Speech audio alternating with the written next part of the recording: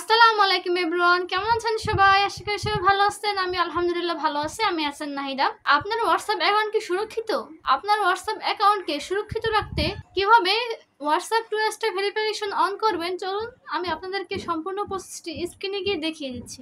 Welcome to my mobile screen. আমি এখন WhatsApp অ্যাপসটা ওপেন করে নেব। ওপেন করার পরে থ্রি লাইন মেনুতে ক্লিক করব, সেটিংসে ক্লিক করব, অ্যাকাউন্টে ক্লিক করব। তারপর এরকম একটা ইন্টারফেস চলে আসছে। আমরা টু স্টেপ ভেরিফিকেশন এখানে ক্লিক করব। টার্ন অন, আমরা এখানে টার্ন অনে ক্লিক করে এখানে আপনার একটা পিন দিয়ে দিবেন।